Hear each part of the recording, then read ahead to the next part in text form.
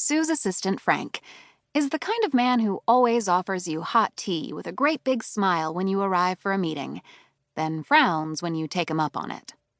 Generally, I make a habit of trying not to annoy Frank, but today I'm so nervous that I accidentally blurt out, "Yes." Frank says, rising from his desk with the kettle. "Do you know what this meeting is about?" I ask, following him to the kitchen. Frank has been Sue's assistant for over 20 years, ever since she founded Peony in the late 90s. I've seen him rattle off 1,000 facts about Sue into the phone, right off the top of his head. Her passport number, her mother-in-law's favorite flowers, the date of her last gynecological exam. "I don't think you're getting fired," he calls over his shoulder.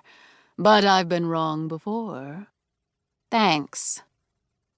"You don't take milk or sugar or anything, right?" he asks, his tone directing me toward the right answer. I shake my head. "The toughest people take it straight." He hands me the mug, then says more brightly, "Go on in. She'll be right with you." I open the door to our publisher's corner office and step tentatively inside. Sue's Spa, as Meg and I call it, is the only office at Peony that doesn't look like a romance publishing office. Every other employee has some variation of wall-to-wall bookshelves crammed with loudly colored spines. But Sue's office is entirely white. The white desk is devoid of papers, the white leather chairs are smooth as cream, and the white modernist coat rack harbors 3 white cardigans, each one with some expensive flourish, like pale pink leather elbow patches. The only pops of color come from 3 large hanging ferns and 3 framed photographs of sons who look like mini Sues but with braces. I've never met Sue's kids before, but I have seen her water her plants, and her surprising devotion to them lets me know she's a really good mom. I'm doing this square breathing trick Meg taught me, trying to stay calm as I settle into Sue's white guest cloud. When a man pops up from behind Sue's desk, we scream at the same time. "Rufus, what the hell?" I hiss.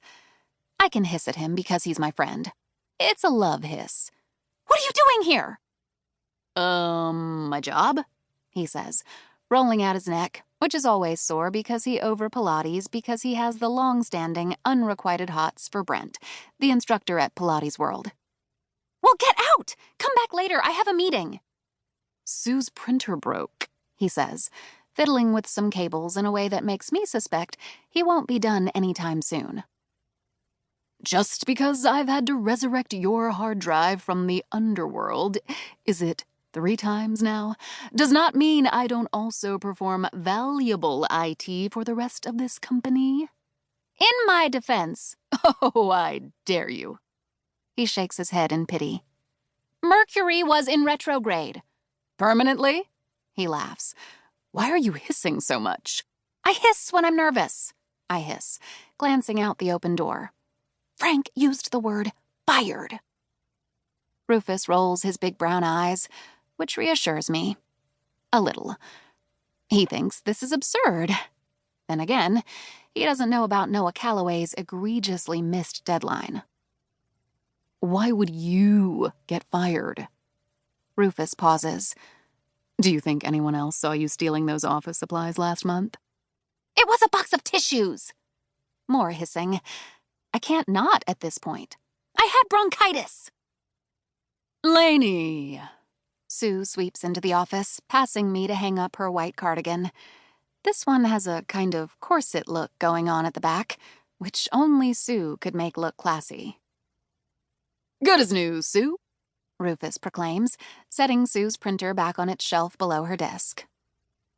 "Always with the words I like to hear, Rufus," Sue says, taking a seat across from me on her white couch. "I'll just be going." He says the words I want to hear, mouthing "good luck" to me as he closes the door. "How are you?" Sue asks me once we're alone. "Good. Fine." With her pearls and capsule uniform, with her silver blonde, chin-length hair always looking like it's just been dry-barred, Sue is so put together that even after all these years, it can strike fear into my heart to look at her. Once, the two of us were escorting an author to an event at a mall in a Westchester suburb. We had an hour to kill before the signing, and Sue bought me a fancy spatula at Williams-Sonoma, telling me I'd never make a French rolled omelet without it. I feel like she can look at me and sense that 2 years later, I have never swatted a fly without it.